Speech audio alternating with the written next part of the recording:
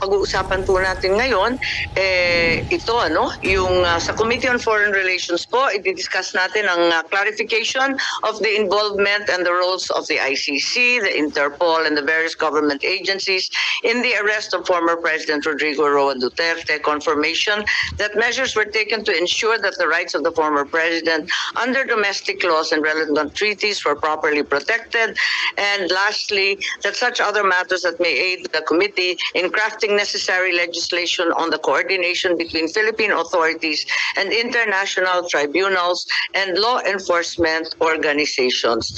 And I would like, therefore, to invite and at this juncture make an opening statement or invite Senator Bato and Senator Go to make their statements quickly thereafter. Ang akin lamang, ang katotohanan ay parang anino. Kahit saan ka tumakbo, palaging nasa likod mo. Ang katotohanan ay parang anino. Wala itong walang liwanag kung walang magpapaliwanag. Secrecy na ba? Hindi na transparency. Ang pag-iwas sa katotohanan ay parang utang na may interes. Habang hindi binabayaran, lalong lalaki ang atraso. Maari mong iwasan ang pagharap ngayon sa araw na ito, pero darating din ang araw ng paniningil. Natanggap ko ang email noong March 31, ang opisyal na liham sa tanggapan ng Executive Secretary Lucas Bersamin na nagsasaad na ang mga miyembro ng gabinete at iba pang mga opisyal ay hindi makikilahok sa Senate hearing ngayong araw. At ang sabi nila, sapat na raw ang sinagot nila noong March 20 at kumpleto at mahusay ang binahagi na impormasyon patungkol sa pagkakaaresto ng dating Pangulo. Nabanggit din sa liham ang executive privilege at binigyang diin yung sub judice rule dahil may 4 na petisyon umano kasalukuyan sa Supreme Court. Ngunit nalito ang inyong komite pagkat noong araw din ng March 31 at lumabas ng April 1, sinabi naman ni PCOU Sec Claire Castro sa kanyang press briefing na hindi kailanman pipigilan ng Pangulo na pumunta ang mga cabinet member o secretary kung sila ay ating papatawag. Nag-April Fools nga ba sila? Nalito talaga kami. Biglang tugon sa sulat, bilang tugon sa sulat ng ating ES, una, ang kanyang tinukoy na comprehensive findings.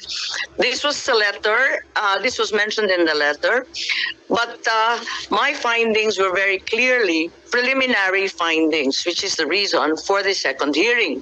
Marami pang mga tanong na nangangailangan ng sagot at napakarami nating mamayan na nagpadala ng iba't ibang dokumento, impormasyon at ebidensya.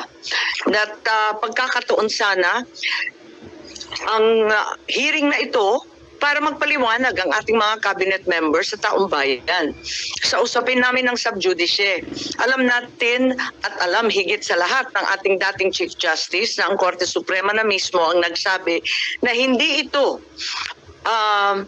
nalalabag kapag Senate inquiry in aid of legislation. Hindi ito saklaw ng karaniwang sub-judice na nagbabawal isapubliko ang mga bagay na liniliti sa korte.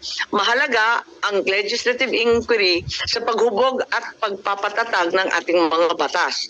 Panguli, nirerespeto ko ang doktrina ng executive privilege, pero pakatandaan natin, hindi ito pwedeng gamitin bilang blanket shield, pangkalahatang pantago para ilagan ang tanong at umiwas sa paanyaya ng Senado.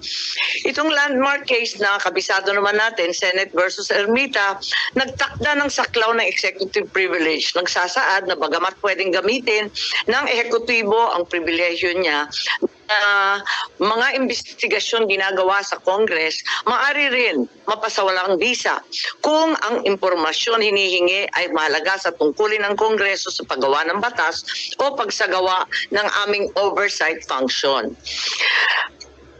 May sikat na kasabihan, hidden truths are unspoken lies. Ang katotohanang tinatago ay kasinungalingan din.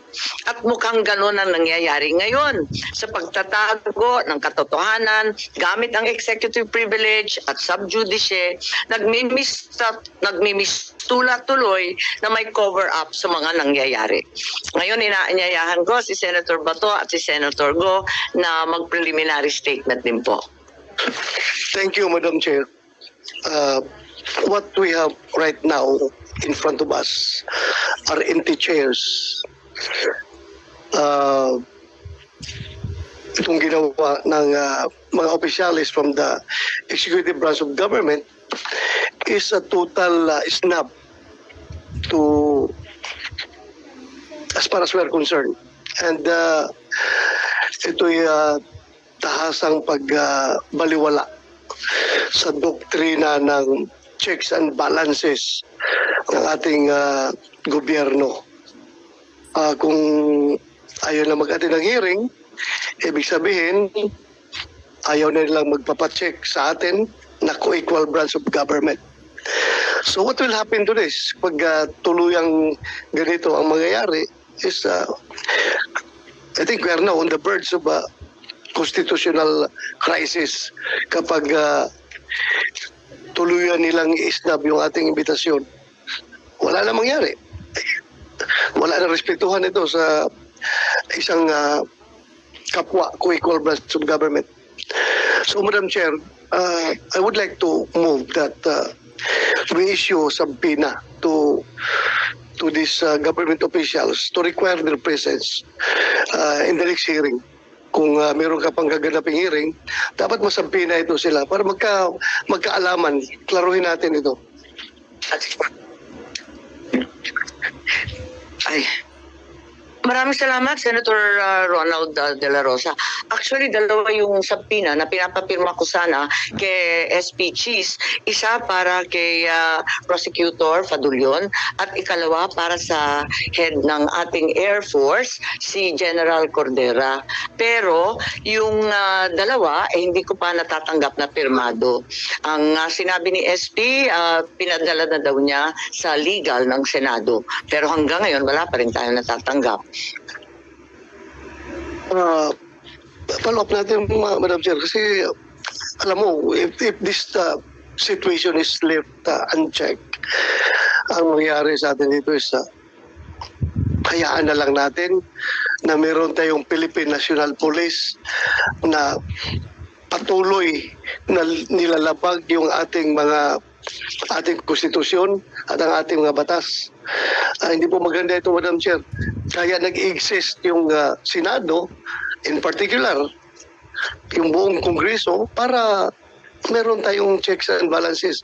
Hindi po pwede yung executive branch of government hahayaan na lang natin na gagawa sila ng mga hakbang na labag sa ating konstitusyon. So we are here to check them. So kung hindi sila magpapacheck, isnab sila ng isnab sa atin, then magkakaroon tayo ng constitutional crisis dito, Madam Chair. Sang-ayon po ako sa inyo at talagang hindi tama itong pangkalahatang sinasabi. Lahat na lang executive privilege, lahat na lang sub judice. Alam naman natin, hindi naman tayo lihis at alam naman natin na napaklaro ng Neri versus Senate, yung Ermita case, kaliwaliwanag na kinakailangan na talagang malapit sa Pangulo, ang impormasyon hindi makukuha sa iba, hindi naman ito magiging panganib para sa lipunan, kaya't paano po ito naging executive privilege? Alam na po natin yan at hindi naman tayo nakikialam dun sa bagay-bagay na sinaloob ng mga kaso at asunto sa Korte Suprema. Kaya ang palagay ko, dadami po ang sampina na hihilingin natin sa ating Senate President. Marami na po kasi kung dadalawa lang yung na-absent dati, pagkarami-raming absent, nakikita natin tayo-tayo lang na narito. Kaya nalulungkot po kami. At ngayon, tawagan naman natin si Senator Bongo. Magandang umaga po, Madam Chair, Senator Bato de la Rosa, and to the resource persons present in this meeting. Parang wala namang resource persons present dyan. Parang wala akong nakikita. Si Attorney Medina lang po, yung dating resource natin, at narito rin yung dalawang abogado ng SEC. Yun lang po. Napakalungkot naman po. Malungkot yung Pilipino, malungkot rin yung hearing natin. Sa nakaraang pagdinig ng committee ito, marami tayong naisiwalat na maaring pagkakamali o paglabag sa batas. Due process at karapatang pantao na isinagawang pag-aresto kay dating Pangulong Rodrigo Duterte. The preliminary report of the chairperson underscored a crucial point. The Philippine government was under no legal obligation to arrest the former president and surrender him to an international court. It was revealed that what was received was merely a diffusion notice which was unverified and unapproved by the International Criminal Police Organization, Interpol Secretariat. The government has repeatedly stated that the International Criminal Court has no jurisdiction in our country. Parating paulit-ulit yan. At hanggang ngayon, yan naman po ang pinag-usapan na wala pong jurisdiction. Kung walang jurisdiction ng ICC, bakit pinayagang pumasok ang Interpol? Kung hindi kilala ng gobyerno ang ICC, bakit nila binigyan ng pansin ang arrest warrant mula sa ICC? At it was very fast. Napakabilis po ng pangyayari. I'm sure kindly check nyo rin po sana. Baka maraming may mga red notice dyan na hindi naman minadali, hindi naman hinanap. Pero ito, ang bilis po. Mas inuna nyo pang isinuko si dating Pangulong Duterte kesa sa matagal na sigurong nandyan sa listahan. At kung sinunod nyo lang po ang batas at tamang proseso, hindi nyo papayagan na ilipad lamang sa loob ng 14 na oras si Tatay Digong. Madam Chair, hindi natin maaaring ipagsawalang bahala ang seryosong implikasyon ng mga pangyayaring ito. Napaka-unhealthy po itong nangyari ngayon. Maaaring may mga batas at proseso ang ating bansa na nalabag at maaaring may mga karapatan ng isang mamamayang Pilipino ang naisang tabi. Kung ang dating Pangulo ng ating bansa ay maaaring tratuhin ng ganito, paano na lang kaya yung mga ordinaryong mamamayan? Ano ang garantiya na hindi ito mangyayari sa iba? Dapat bawat Pilipino, mataas o mababa ang katayuan sa buhay, dapat may gobyernong masasandalan na hindi siya pababayaan. Former President man o hindi, karapatan yan at lalo sa pagdating sa kanyang kalusugan, kaligtasan at buhay. Hindi rin ninyo isinaalang-alang na matanda na po si Tatay Digong, ang matatanda po, frail, fragile, sa totoo lang, harmless na po si Tatay Digong. For humanitarian consideration, kahit sinong lolo at lola natin, ginagalang at inaalagaan natin. Yun naman po ang ating kultura dito sa ating bansa. Ngayon, sa ibang bansa, mag-isa siya, napaka-stricto pa doon. Sino pong mag-aalaga kay Tatay Digong doon? Paano na lang kung may mangyari sa kanya doon? Marami naman siyang nagawang kabutihan sa ating bayan. Kung may pananagutan man dahil sa kanyang desisyon para sa kabutihan ng ating mga anak, dapat dito siya litisin sa ating bayan.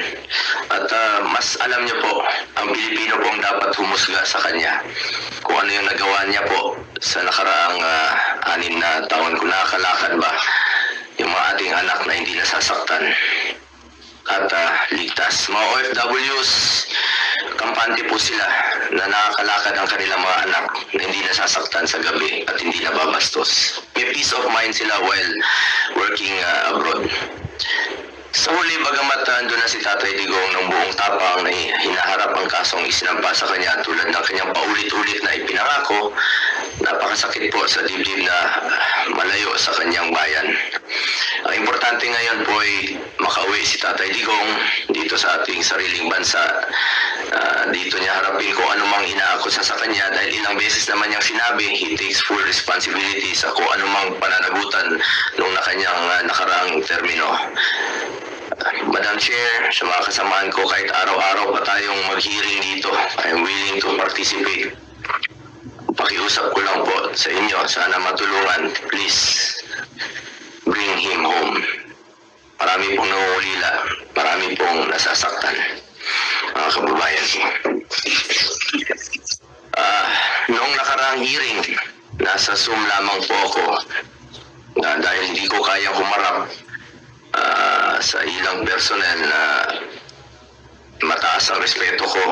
Nirespeto natin, respeto namin ni Tatay Digong at hindi naman po marunong rumispeto.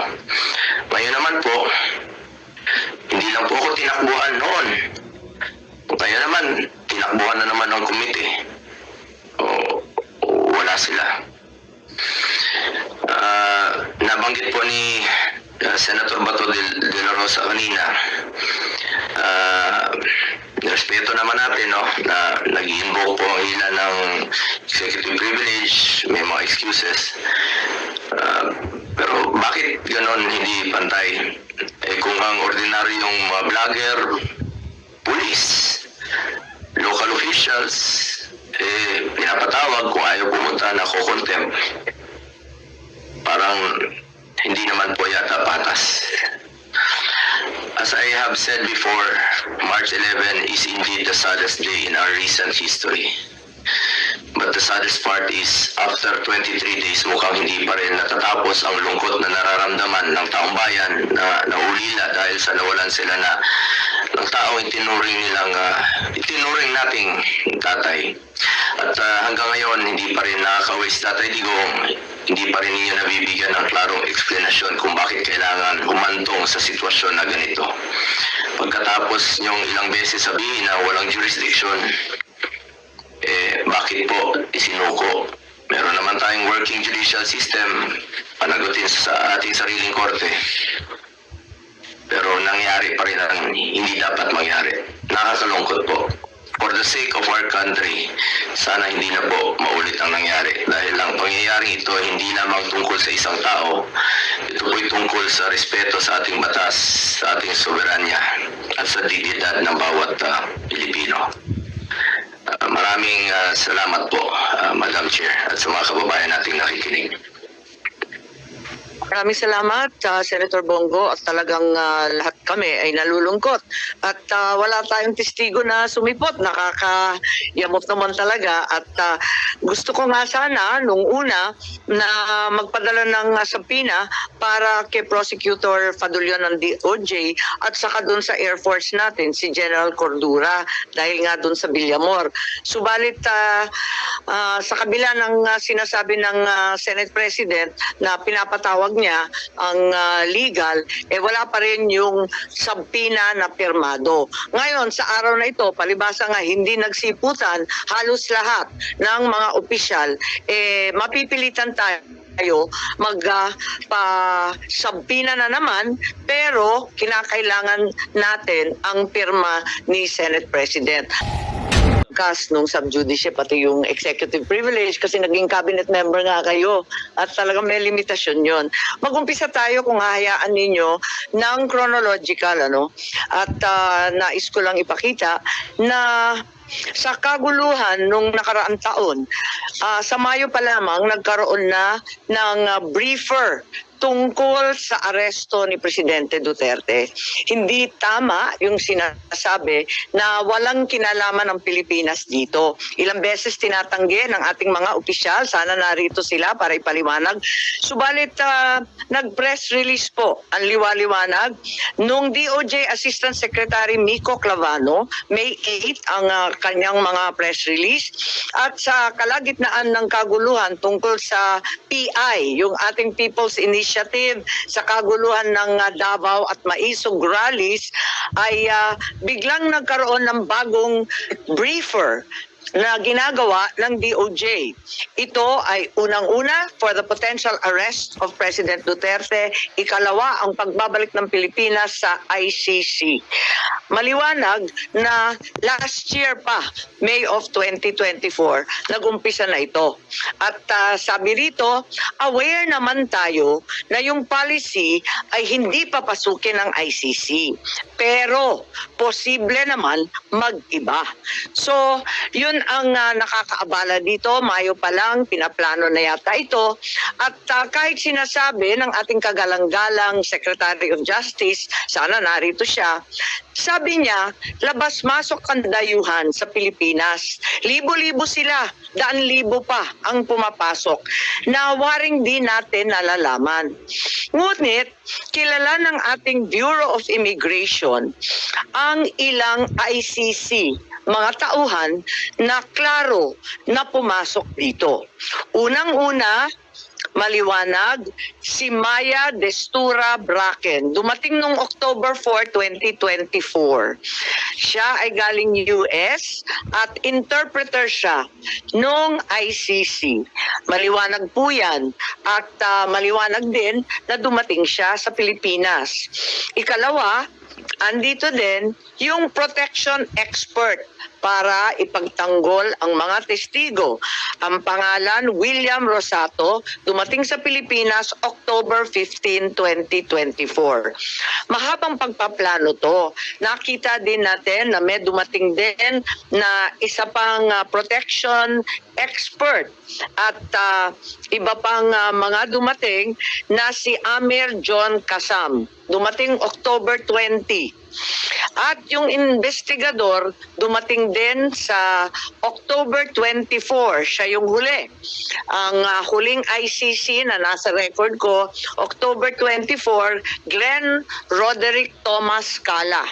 Siya naman yung investigador at hindi ko alam kung kumpleto na ito dahil meron pang binabanggit na Robin Croft na abogado naman nila at may binabanggit din sa kanilang mga usapin na bagong team ng 3 parating daw ng 19 October. Hindi ko na nakuha yung pangalan pero maliwanag na merong mga dumating na ICC at nagpakilala bilang tauhan talaga ng ICC na may kanya-kanyang espesyalidad.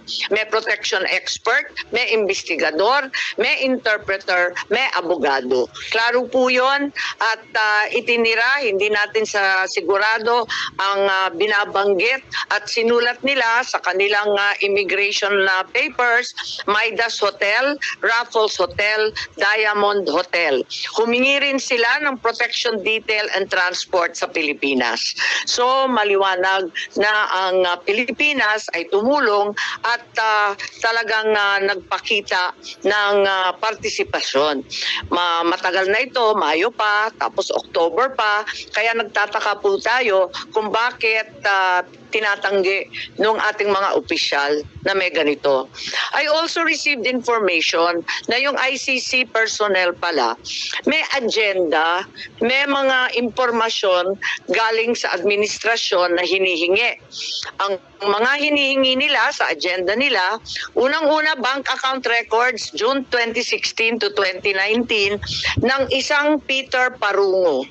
Meron din silang mga hinihingi ng mga blotter, mga seized evidence, radio transmissions sa Police Station 6 sa Batasan Hills, QC. Alalahanin natin na meron tayong bank privacy. Kaya nakakapagtaka bakit yung bank account records na kami mismo dito sa Senado, hindi makuha-kuha, na ibigay sa ICC.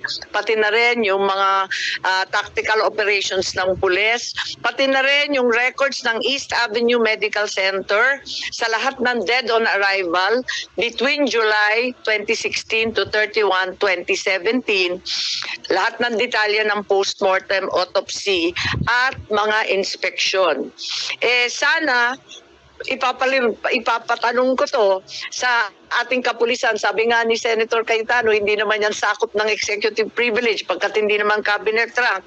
Pero wala sila rito. Bakit nila ipagkakaila ito samantalang fully recorded naman ito?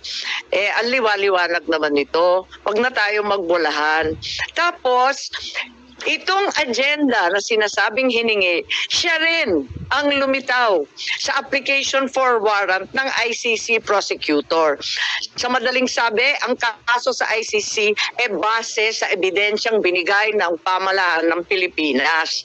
I am asking these questions, I cannot help but wonder, while the administration has been claiming it did not help the ICC, why the prosecutor in his application for the warrant of arrest for PRRD cited the following documents as part of the evidence. Eto na nga, yung paulit-ulit nilang pinagmamalaki, dokumento ng PNP at ibang department, ang drug watch list maintained by the law enforcement, financial and bank records, forensic evidence na nanggaling sa PNP. Mahirap kunin itong mga katibayan na ito. Kahit mataas na opisyal, katulad ng senador, naghahagilap kami ng ganito, wala kami makuha. Paano nakuha ng ICC prosecutor kung sa mga salita at deklarasyon ng ating administrasyon ang sinabi, it will not lift a finger to help the ICC. Bakit? Verbatim. Lahat ng hiningi nila, nakarecord sa agenda, yan din ang lumitaw na katibayan para sa warrant of arrest. Even if we were to assume that there were members of the PNP who helped the ICC prosecutor in an unofficial capacity, why were these not detected by our intelligence officers? I find it very hard to believe. Malaki po ang budget sa intelligence. Tignan po natin. Ang NSC, sana nandito si Secretary Anyo. Limpak-limpak na salapi ang ginagastos ng Pilipinas sa OP, NSC, DND, AFP. Ang Philippine Army may hiwalay, Air Force may hiwalay, Navy General Headquarters. Lahat ito hindi nila nalaman. Parang naman mahirap intindihin. Totoo ba na right in front of their faces, hindi naman nila nakita lahat ito? Mahirap talaga paniwalaan. At eto pa, meron na din tayong case build-up na narinig. At andito tayo, yung case build-up ng DOJ. Kanina, nag-umpisa tayo doon sa briefer. Mayo pa lang yon.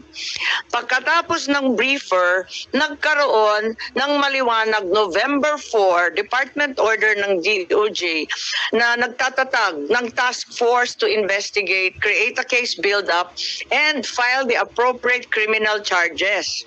So, klaro na yun. And sana, andito yung DOJ para sabihin kung yung task force nga ba, in-interview sina Senator Laila De Lima noon, Attorney Colmenares, and Commissioner Palpalatok. Yan lang ang gusto natin malaman. As a matter of fact, may nakita tayong bago. March 6 nitong taon na to, may memo ng accomplishment report nitong case build-up na to, na humihingi ng additional 90 days. Kasi ang sabi nila, hindi pa daw sapat, hindi pa daw klaro, hindi maliwanag. Humihingi sila nung umpisa ng nakaraang buwan, 90 days pa sana. So, sana yung DOJ i-confirm nila, there already was a legal team. In fact, there is an allegation na pati private legal team, magbabayad sila para mag-draft ng complaint for murder against those responsible for the death of 3 nationals in the Davao prison. Kung may case build-up, may draft of the complaint, why did we still have to cooperate with ICC and Interpol? I wanted to verify kung totoo nga na yung DOJ pinagtatanggol yung ICC jurisdiction in the cases before the Supreme Court. It appears that the DOJ is arguing there is no investigation or prosecution in the relevant EJK cases. But in fact, sila mismo may task force, meron ng report, may hinihingi na ng mga private lawyer. Meron na rin Quadcom sa Kongreso. Merong Senate Blue Ribbon Committee. Ano ba naman ito? Mismo si Solicitor General talagang umatras na sa pagtatanggol ng posisyon na yan kasi ang sabi nga niya talaga namang meron ng case build-up mismo sa ilalim natin sa building na ito sa DOJ. Kaya hindi po katanggap-tanggap.